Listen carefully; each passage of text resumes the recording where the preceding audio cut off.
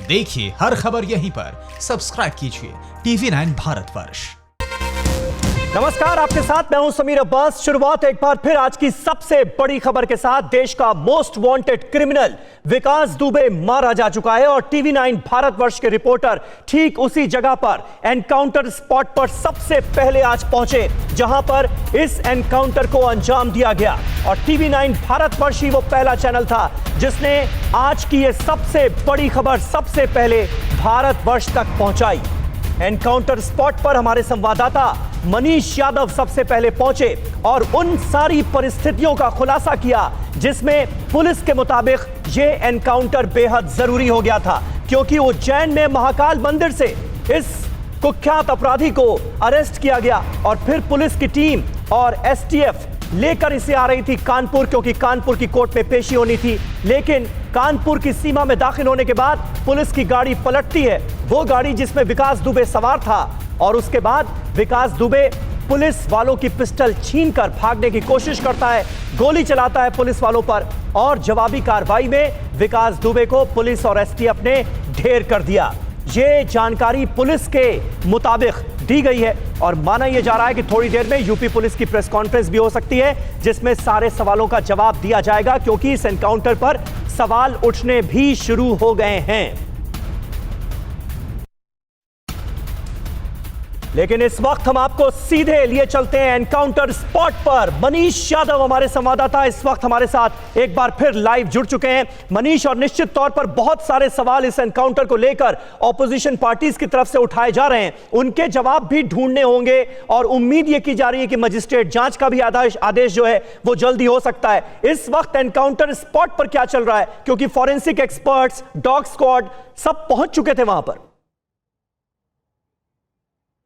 देखिए समीर, सबसे पहले जो स्पॉट पर तैयारी थी, फॉरेंसिक एक्सपर्ट ने जो साक्ष्य यहाँ से जुटाए हैं वो एक महत्वपूर्ण चीज़ जो घटनाक्रम घटा है उसके बाद का है। दूसरा, जो गाड़ी जो एक्सीडेंट हुआ था जिस गाड़ी का, उस गाड़ी को क्रेन के जरिए खींचकर ले जाया गया है। देखिए जो सामने आपको मार्क नज़र आएगा जहाँ पे भीड़ खड़ी है वो मुख्य रोड है, वहाँ पे गाड़ी पलटी और वहाँ से लगभग 100 से 150 मीटर दूर वो स्पॉट है जहां पर विकास दुबे को मार गिराया गया। मतलब वहां से उसने पिस्टल छीनी, पिस्टल छीनने के बाद वो लगातार इस रास्ते से, छोटे रास्ता, इससे चंडी पूरा इलाका है, उसकी तरफ भागा। एसटीएफ के पुलिसकर्मी उसके पीछे भाग रहे थे।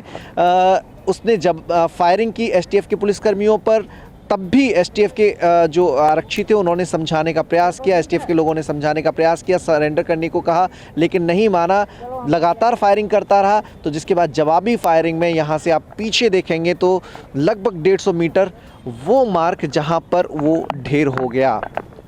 150 मीटर का एरिया है, चूंकि बारिश हो रही थी और पूरा जो कच्चा रास्ता है, ऐसे में फिसलन इस रास्ते पर बहुत थी। बारिश होने के चलते स्पॉट पर जो ब्लड है वो हालांकि अब नहीं दिखाई देगा। अच्छा मनीष, क्या आप हमारे दर्शकों को वो खेत दिखा सकते हैं, क्योंकि एक तस्वीर आपके जरिए आज भारतवर्ष ने देखी जिसमें एक खेत में वो पिस्टल पड़ी हुई नजर आ रही थी और उसको रेड सर्कल करके हमने दिखाया।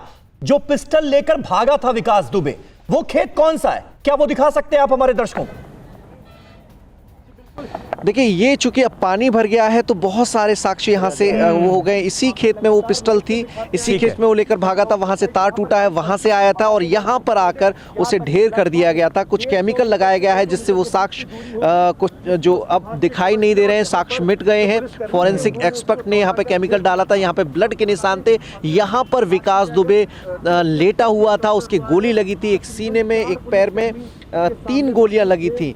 तो ये 150 मीटर की दूरी है, 150 मीटर की दूरी। साहस दिखाया उसने, हौसला दिखाया, जो चुनौती देने का अंदाज रहा है, उस चुनौती को दोबारा एसटीएफ के सामने उसने आजमाने की कोशिश की, लेकिन इस बार वो फेल हो गया। इस बार उसके मंसूबे कामयाब नहीं हो पाए। एसटीएफ का हौसला बुलंद था, चूँकि लगातार एसटीएफ उसकी ठिकानों पर दबिश दे रही थी, पकड़ने की कोशिश कर रही थी।